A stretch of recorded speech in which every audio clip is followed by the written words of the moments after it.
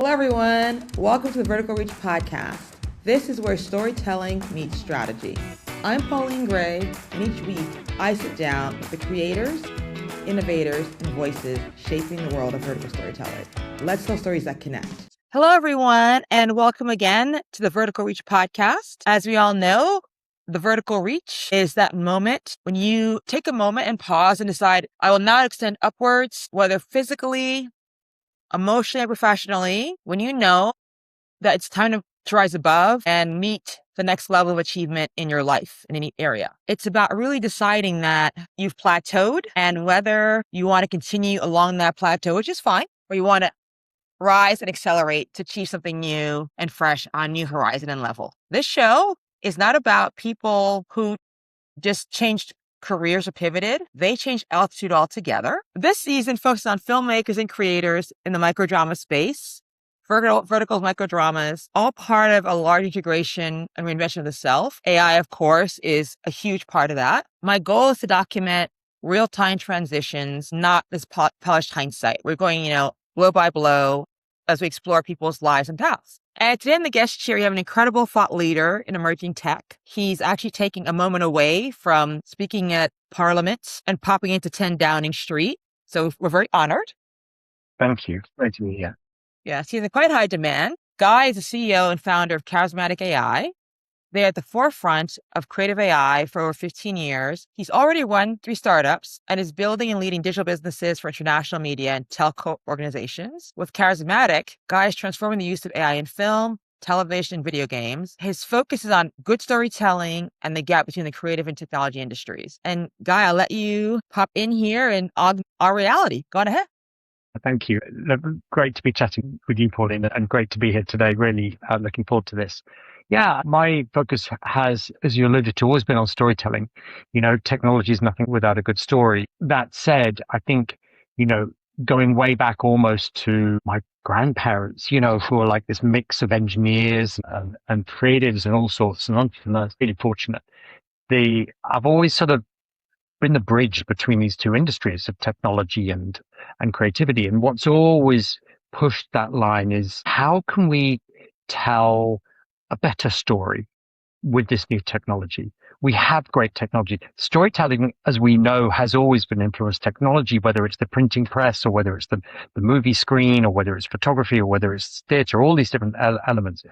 Storytelling has always pushed the structure, the emotions that are conveyed, the proximity to audience with immersive theatre and so forth. But now there's something really new happening, and it's this incredible confluence of 2 things happening simultaneously, which is incredibly rare in existence. One is essentially this piece of hardware in the mobile phone and how we are now looking at consuming content away from, technically speaking, 16:9 widescreen into now the 9:16, which is the mobile phone format, crossed simultaneously with probably the biggest technology innovation that's ever happened, ever in history. I mean, genuinely, I think it's the seismic. And interestingly, both are related. They're sort of cousins in some way, shape, or form. So now we look at these 2 things and as creatives, as storytellers, as filmmakers, as creatives in whoever we are, we have to ask ourselves, okay, what do we do with it? The other thing which is forcing the answer to this question is these aren't benign technologies. They're not just sitting there and we can look at them. Oh, look, I may or may not choose to use it. These are technologies which are influencing who we are as creators, whether we like it or not. So a lot of this is what powers the emotion, the fear, the anger, the negative sentiments and emotions that we have in this, because we feel that this technology is encroaching on us. However, I think what is exciting is that is now the time for us to respond and to ask, who are we? Who are we as individuals? Who are we? What stories do you want to tell? And by the way, it's fine to say, I don't want to use it. That's also fine. But I'm a curious soul and I quite like to explore and push myself out of my comfort zone.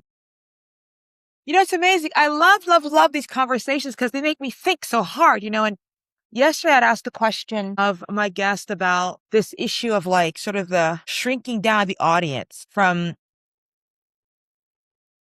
Greek theater in the round, the Colosseum, to theater in a physical theater, to television, to going to the movies, to the movie theater, to the home, to the television, now to the film. Talking to you now, I'm thinking about the fact that when you use the word encroaching, right? I just had this little light bulb. It's so interesting because here I am in America.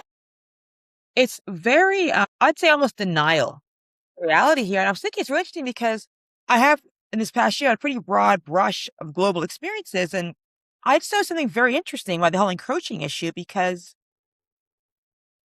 and please jump in, correct me, but I feel like it's almost as though like cultures that have historically encroached, quote unquote, on other cultures are quite resistant. But ironically, the cultures that were, quote unquote, encroached upon or colonized are really open to AI. Okay, so this is really interesting. And I think there are two pieces. One is you use the word denial, which is one of the 5 stages of grief that we go through, And over the last 5 or 10 years, I have increasingly referred to, AI and the adoption of AI in those 5 stages. There's a lot of anger. There's a lot of denial. And then there's an element of sort of realization and acceptance. And by the way, why that's important is that this is not going away. This is not like a sort of 3D TV or a technology like NFTs or these sorts of things, which look bad because probably they are, and then they disappear off. The scale and the volume across industry, across country, across borders, across everything that AI has means that it can't go away.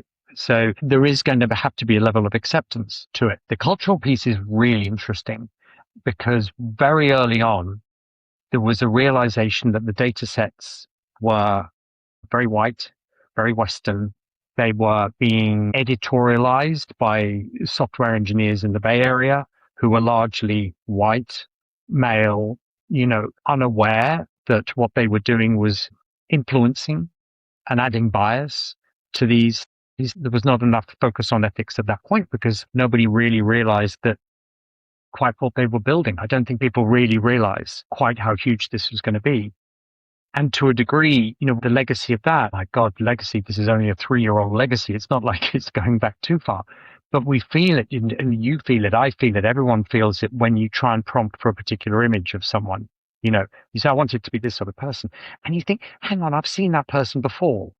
And the answer is you have, because all of the different prompts that you're putting into this are going to create this sort of slight samey person. And that's what we're battling against now. And which is how do you create something interesting where that interesting thing, the thing that is most interesting is the idea that you have in your mind, in your creator mind that you want to manifest. The worst thing that could possibly happen, it's a great idea, but it's a great idea. And then, I don't know, you want to create a script for it or you want to have use AI as a writer in the writer's room. And then that idea then becomes diluted and suddenly, it's like, and we spotted this early on. I'll give you the exact example was with murder mysteries. And very early on, earlier versions of ChatGPT, when they were trying to get away from the violence, put in this filter that you couldn't kill anyone. Great. Very, important, unless you're writing a murder mystery, which by definition, guess what? Someone needs to die. And so he couldn't kill anyone. And indeed, even worse than that, what we found for the storytelling that we were starting to do was it would bring that person back to life because they didn't like the idea that it was dead. Well, unless you're writing a zombie story, which it probably would have censored anyway, you were getting this sense of very close guardrails.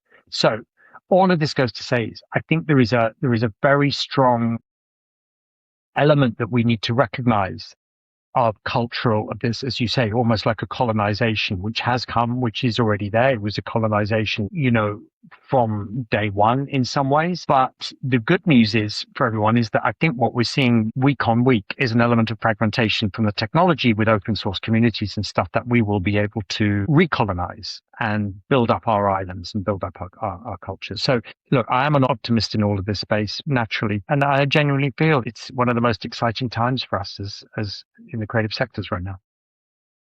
Well, I'm so excited and you're going to laugh, to the point of Silicon Valley, white male, built, infrastructured, and the results reflecting from that perspective, right? So get this guy up on Sunday. Don't ask me why. Okay. I had to send a text message with the word Viagra. Come on, you can't say don't ask me why and then say a word like that. I'm not going to go there, but everyone listening to this is going, why was, anyway. So I'm saying the text message with the word Viagra, right? It would not autofill. I have sent text messages with words in other languages that have autofilled in my phone. I was like, I'm at the G. How does it not know this word? It's like, no. I got to spell this whole word out. I am literally teaching. Yes. Well, but this is the problem. You're not teaching. I love this. I love this because what has happened is that someone somewhere has put in that rule, and this is not like, this is the other thing. Cause I almost sort of take back that comment I was saying about sort of the white guys coding, because it's not fair on them, on individuals. What is harder is the overlaid infrastructure that sits around that technology industry that enables and empowers those issues to arise. So, the speed of venture capital funded break stuff and don't really care about it, is damaging in a lot of ways to people who like to think about things from a cultural perspective. And that's not so good. And then the idea of not really thinking about things that extends into your use of Viagra as a word is... Hold on, not my use. I'm just saying. No, I said like as a word. Sorry, I said as a word. It is how these things manifest. Anyway, the question that always then arises is, okay, how should we react? What must we do in these, given where we are now? And that was the birth of Charismatic, was if we're looking at story and AI, and we're looking at a really contentious area, which is story generation using AI, super contentious. It's so contentious that almost people haven't gone there. But we recognize that at some point, someone will or would. And so we felt very strongly that it was important to sort of do it first with the right value sets and imbue whatever we were doing with those value sets that allows the recognition of value of creativity. I've stopped calling it human in the loop. Now I call it computer in the loop. It's better to, if you look at it, if you call it computer in the loop, you start to think, oh, okay, actually, still our idea. And then the computers are involved. Human in the loop implies that we've lost control and we're dropping in and out of something else. So the words are important. Words are really important. And so we spend a lot of time trying to get that. Anyway, these are the things. The question that comes up more time again is, what must we do in this space? If it's an autocorrect, what does that, if you pick at that thread, what does it imply about you and your phone and the system that you're running the phone, and whether you're okay with it or not? These are the questions I love answering. I'm so curious because I'm watching myself as kind of a bookend. Hopefully not the end, but I definitely feel like I've seen the rise of the digital phenomenon. And in fact, as I mentioned, I had Bethany Thompson on a show about a week or so ago, and she's great. Amazingly so, she and I both went to the University of Bristol Film School, which I didn't know. Wow. So she now goes back and she speaks and shares, her insight about the industry. And I said, it's funny, Bethany, because while I feel like we're contemporaries, as we sit here on this show, the fact of the matter is, when I was at Bristol, our class was the first class that took a field trip to the Avid. We took a field trip to the Avid, and we were told, literally, Guy, please feel free to walk around the Avid, but whatever you do not unplug anything from the Avid, because the person who knows how to plug everything back into the Avid doesn't live in Bristol. You have to schedule him in advance on our landline to come fix it. And then it became, the host was like, got very grave and said, someday many films will be edited using computers. And we as a class, bear in mind, we as a class, cutting edge as we were, we understood that part. There was a possibility that was an emerging technology, right? But in the bus on the way back, we're all discussing, okay, but then how does the film get into the computer? How do you, is there a draw? What couldn't bridge that gap in our minds of how a can of celluloid film would then be inside a computer, I think, as I've mentioned to many people in the past, when it comes to AI, having that kind of a entree into the film industry, I really believe that we have two choices. We can either ride the tsunami of AI, or we can be on the beach. That's it. There's no other where you're going to be, So what's your insight? I'm curious what your thoughts are about that.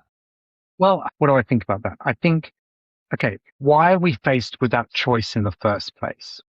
I think is important, because the context of AI happening right now is that the media industry and sector is going through a profound transformation before AI. Like, before all this, the impact of Netflix, the impact of Amazon Studios, the impact of deliveries, you say, it's now a digital space. The fact that in my Netflix subscription, I get games as well as TV, that's been there for a little while. And I worked in TV Podcast, when hopefully. My podcast might be on Netflix. Podcast, right? Exactly. And remember that. So you look at it from an industry perspective, from the creation process in the industry, and then you look at it from audience perspective. Both of those have changed at the same time. So I have Netflix. What the impact of that is that as a creator, I'm no longer constrained by the commercial hour. I can tell my story in 112 minutes. If that episode needs 112 minutes or whatever it is, that's a long time.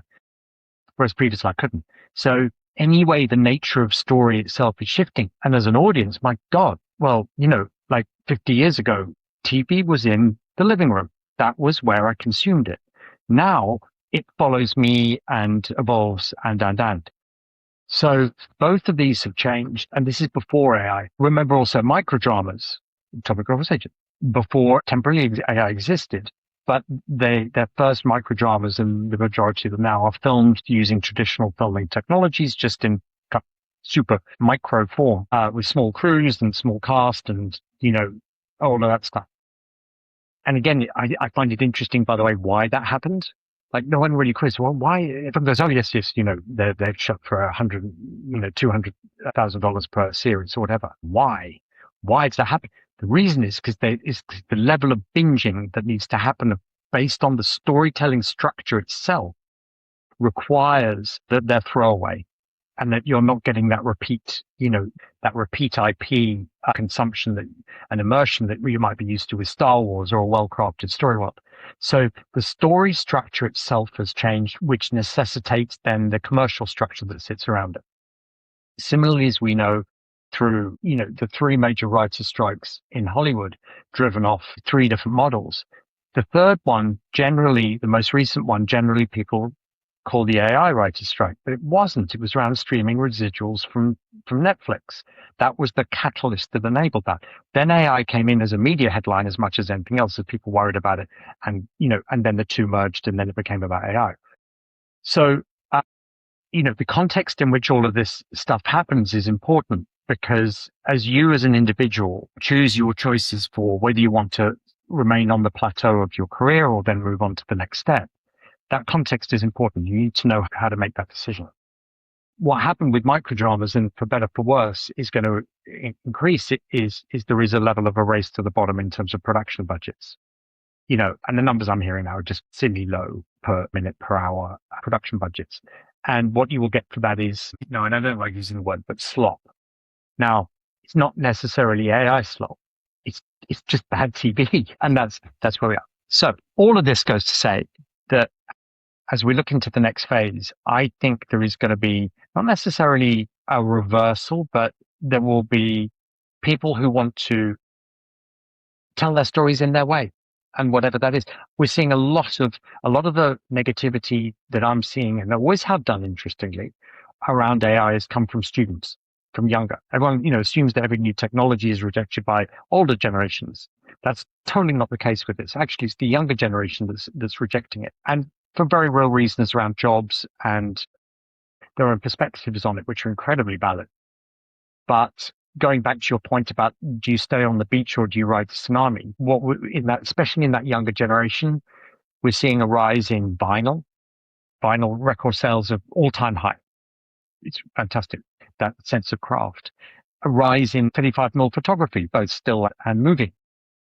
A rise in using old technology to create things. So a lot of things are happening simultaneously, and that's the confusing thing for people, being overwhelmed by choice. All I would say about AI, and I would agree with you on the sense that it's better to ride the tsunami, is at least then you know about it.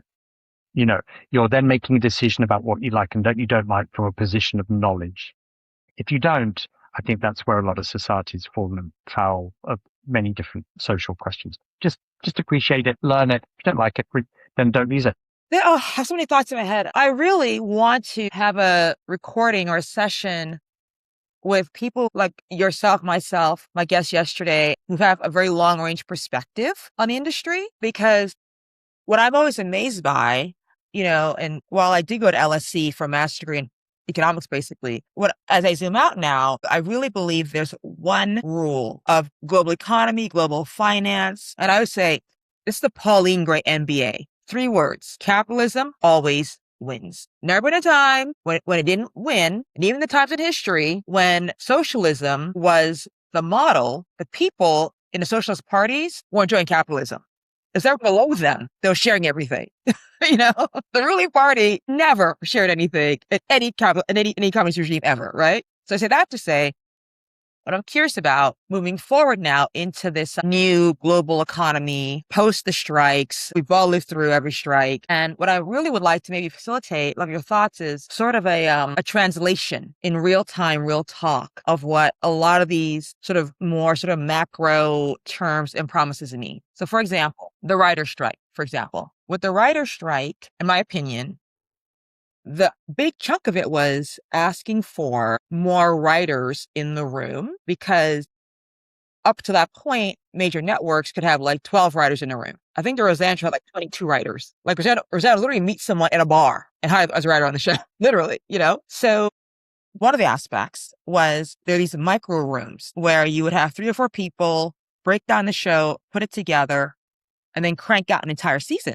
And they were pretty much just like sweatshoppers. It was a sweatshop ultimately, right? And without AI, it was a sweatshop. And so the solve apparently was then, okay, fine. We will not have 10 writers in the room. And I said, this is going to be the biggest show ever. There'll be more writers unemployed than ever, because a streaming network now that before might have made 100 shows with 3 writers each can now make 10 shows with 10 writers each. They're following the rules. They're abiding by that contract that they all signed all agree to. So now those 200 other writers, they now can feel free to go drive Lyft or Uber or something else, right? And the other thing, now this Paramount deal I'm looking at too, and I'm thinking, and it's of course up in the air right now, but Paramount is committed to making, I think, 30 films a year, and that is their pitch. And I'm saying, okay, so what does that actually mean though? Because are you saying you're making 30 Marvel movies in a year that with $100 million budget each? So you're now putting, what you do the math, guy. You're the genius. Is that 30 billion? What is that? Forget whatever the dollars are, right? Yeah. Generating $300 billion worth of economy into the economy? Or are you making 30 rom-coms at $1 million each?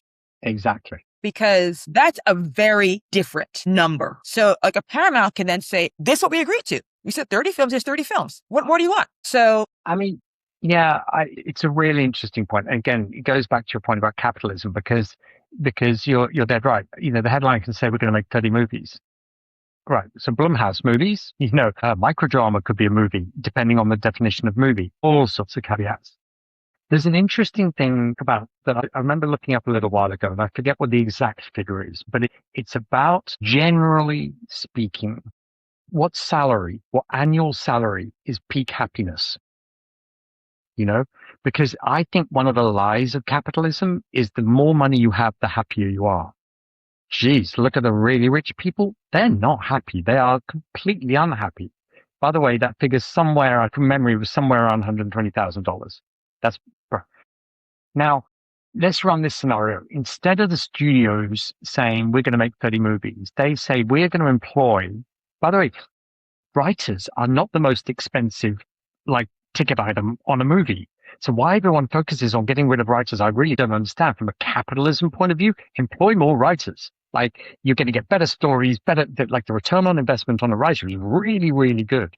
Okay, so now let's bring on 10 writers at 120, again, disregarding employment law and all sorts of bits. Let's spend 1.52 million on hiring writers full time. I think that's a really good equation, because rather than having this lumpy revenue stream that freaks out writers, that means they're doing Uber, why would that even be a thing?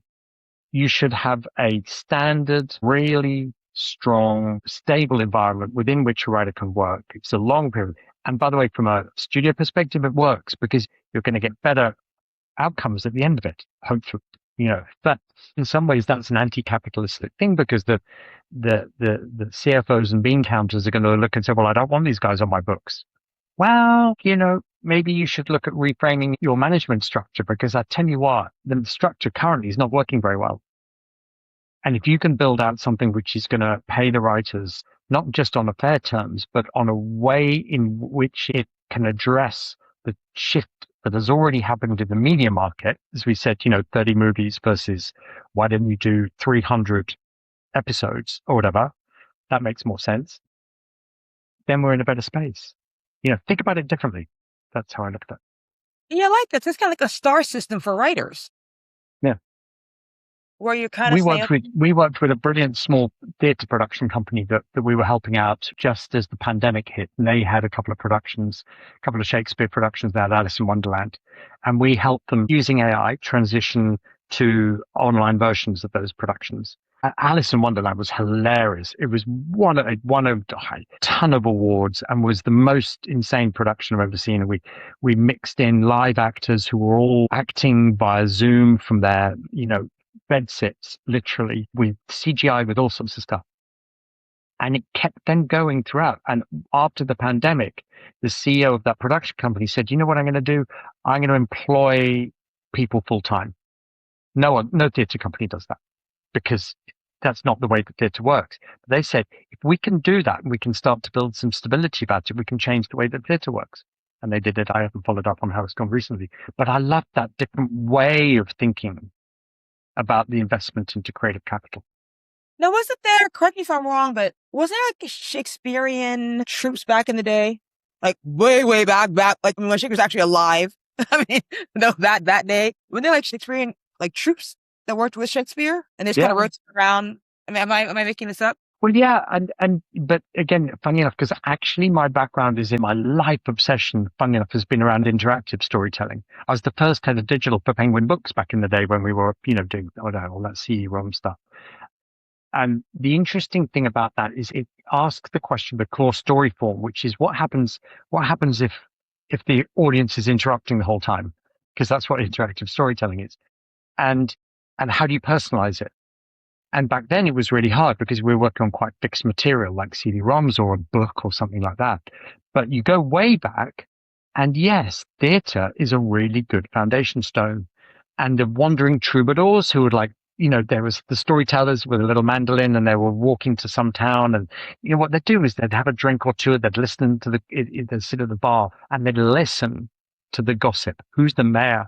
Who's having an affair with whom? What's the news? And then they would work it into their story.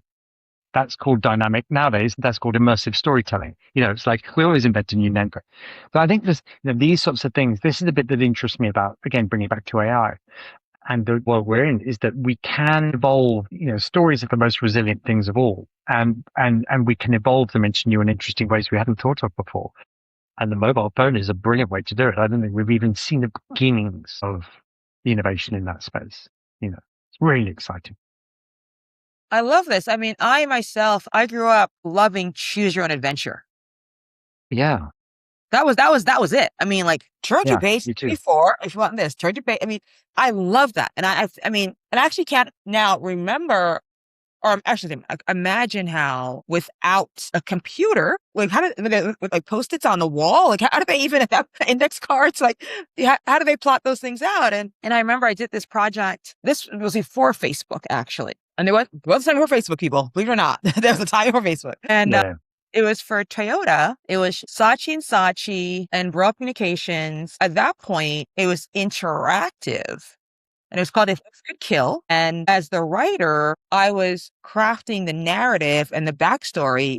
And then in execution, you, the audience, could interact with the character's arc and help her solve the mystery. And when I look back now, I think it was so rudimentary technology-wise. But, I was talking to one of the creators on the project recently, and he said, Pauline, that was so far before its time. Yeah. He said, there not even been social media to spread that concept it would have been huge. But and I'm really surprised that like in the brand storytelling space, that to the best of my knowledge, the interactive choose your own adventure narrative has not really been revisited. I think there's so much room for like engagement with the brand and like just immersive storytelling with the brand. And so, yeah, there's a really interesting linguistic tell that on this, and you just referenced one of the words. And I spotted this years ago when I was at Penguin, it's the difference between what was then called multimedia and a game, right? And if you hear someone describe a project as what you can do is you can do this and you can do that and you can explore this and you can do that, that's multimedia.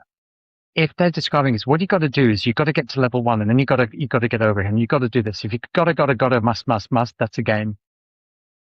Psychologically, as humans, we engage with game and a challenge and a hurdle much more than we do with can, because can is choice and it triggers negative sort of like receptors in our brain that because too much choice. Whereas the game thing is interesting. So as we look at that, I think part of the reason that interactive storytelling hasn't really taken off in that sense was that people are trying to be too nice and they're trying to give people too many options. Good storytelling doesn't do that. George Lucas always called it puppy on the highway. That's what he did. It's like you want something cute and then you give it zero choice and danger. Now what? That's much more interesting, that dynamic. So like we did a project with the Benedict Cumberbatch version of Sherlock, and it was a narrative game on a mobile phone. Now the mobile phone is interesting because it's a communications device. TV is a TV screen. We're used to sitting back. We have a lean back because we sit on our couch. We watch something and we just tell me the story. I don't want to necessarily connect with it. The mobile is intrinsically, that phone, that screen is intrinsically interactive. It's, just through the physicality of the touch and the swipe and the screen, the UI is interactive. The content we see on it is interactive because it's email, because it's messaging, because it's communications. So naturally, if you tell a story on that platform, you should be telling it in a way that is some form of interactive. So what we did with Sherlock was the first thing he does, Benedict Cumberbatch does, is he breaks the fourth wall. He's never broken the fourth wall before. And he looks at it and he goes, oh, you smell. Now, here's a phone. Let me, this is how we're going to communicate. And again, the nature of that show, which is predominantly female, it's a very female skewing demographic of it. All of the reaction we were getting when it was like people blushed. They're like, yes, we've won. We've created straight away in the first 3 seconds of our show, we've created an emotional reaction, which is blushing because they were like, come about, just talk to me, and that was, I think, that the breaking of the fourth wall on that mobile device. Again, you're so right to bring up how you structured those choose your own adventures. Did they use post-it notes? I don't know. Maybe they did, maybe they didn't. Now it's about much more dynamic, fluidity around that. Like it's a prompt-based storytelling. So you are Pauline, you're walking down the street and then suddenly you see some heinous crime and you're pulled into it. You don't have a choice. You don't, the whole point about movies like The Sting and various others is you're pulled into these scam scenarios. You don't want it. You're part of it. Now you've got to fight your way out. That's a much more interesting storytelling scenario. But if you're trying to personalize it, you've got to personalize it on some really interesting things, because I want to personalize it on your demographic, your psychographic, where you are right now. Like if you're in LA or you're in Buenos Aires or you're in Mombasa, it doesn't matter. It does matter, because now in my storytelling, I know that where you are geographically, you're about to walk past a laundromat. You go, hey, do you see that laundromat? It's like, holy shit. They just see it. They saw it. How did they know that there's a laundromat? And that sense of realism, that is that immersion that suddenly, which is what we all want as storytellers, is we want our audiences to suspend disbelief and believe. And, those are some of the tools I think we can now use that we've just never had access to those tools before. That's exciting. Amazing, because when you say that, I wonder, it's like, so first of all, you allow location permissions on your phone, right? Yeah. And then, but I'm wondering too, because I feel like as someone now, on the quote unquote dating market, and what I've noticed, is that the feeling of like someone being fully present with you is the most sort of perhaps elusive aspect of human interaction and definitely of dating, you know?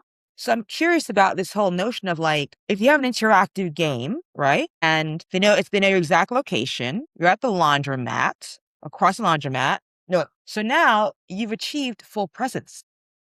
You literally have a captive audience. But in fact, it's like a mutually captive audience, you know? And I want to pitch you something, guy. It just percolate maybe for like in 6 months if we meet again. What about this, right? What about an interactive branded game in which you win the product? It'd be a lot. It'd be like for a car brand, right? You know, so I love it. I'll tell you one other piece on this, which is that, and it goes back to currency. And you've said two things that I want to pick up on, but that particular thing, the social currency of someone having achieved something. Again, we go back to the beginning of the podcast, the plateau, stopping at the plateau or going on. The whole point is if there's a plateau, some people like staying at that plateau. Most people like moving on because as humans, we like to keep going. There was way back in the day, there was one of the first interactive TV games I remember was called Beehive Bedlam. And it was this very simple thing. You're a remote control and you're a bee and you're doing blah, blah, blah. The prize, the branded prize for that. The other thing is that it cost like 50 cents per play. So it's not cheap, this thing, 50 cents to play this really simple game on your prize that you got. And you would play, quite a bit and you'd spend a lot of money, was you won the chance to win a pot of honey, one pot of honey each week. And they had 1 million people playing, all paying 50 cents and the chance. So the value of the brand, the value of the experience, we're seeing this with like live concerts and stuff, actually, I think is much more than the prize itself. Win the car, great. But the journey to get to the car and how you incrementalize that, is really important. How you make that social currency is really important. Now, I've just said social currency and you just said the dating market.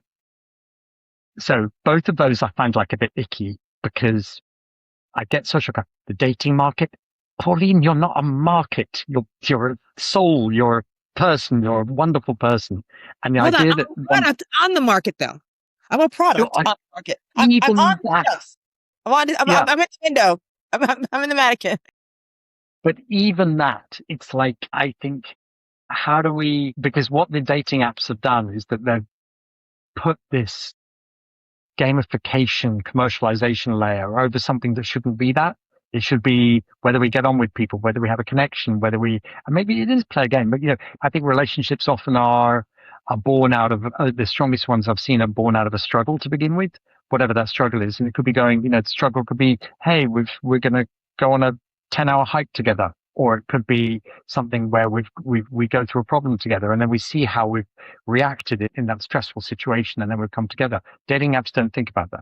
They think about, too much. Anyway, we deviate again down another rabbit hole, but this is what I love. Oh my God, we could talk all day, but here's where I'm going to ask you to give my audience the Guy Gadney permission slip. This is a permission slip moment where whether it's, for example, in a conversation I had on Sunday with my micro drama writing community, one of the members of the group, as we were sitting having lunch, she had a dilemma because she had to create something that pretty much another planet, essentially, and had no way with budget, common sense, time. She's not J.J. Abrams. She can't do Star Trek, or Star Wars, So the conversation then evolved into like forgivable AI and what she could do that would be forgivable as sort of, because she had no other choice but to use AI and how to navigate those two, that space, which may be an only American conversation, mind you. So, but I ask you this, maybe let's niche down to the AI thing, AI world. I overall have always found that we individuals, we ourselves actually don't have comfort zones. We have dreams, we have goals, we have ambitions, but all too often, however, the people around us are comfortable keeping us in a particular zone. And whether or not it's verbal, body language, unspoken cues, the word Bucky sound. Yeah. Whether it's verbal. So whether that zone is verbal, silent, body language, history of the relationship, we tend to know pretty well where that zone of comfort exists in our lives. And at this moment in the show, I always ask my guests to deliver to the audience their signed manually, not digitally, no Adobe script, no. This is in the pen. You know what? I'm gonna get a quill as my prop for my next show. An inkwell and a book. So thank you, Shakespeare. But so Guy, what permission would you like to give? Let's say, for example, film students who might be kind of like feeling conforming to the resistance movement around AI, and maybe people on the other side of the bookend who, like myself, who are trying to figure out like how to just integrate it effectively in our lives. How would give us permission, Guy? Well, you have my signed permission. The question to me is, what am I granting permission for? I would like you, Guy, for people who might either through genuine fear, sense of conformity, or lack of information, be kind of sitting on the fence in terms of just exploring AI and how it can integrate into their own lives. I'm not saying they have to do it, but what is your sort of permission structure to allow people to just open up their eyes to the possibility of what could happen? I feel uncomfortable granting anyone permission to do anything, but I think what I would love is that the permission to understand that this is not a binary environment that we're operating in. And to say that a movie or a production or a book or a poem or a TV series or microdrama has used AI, is actually not really the real issue.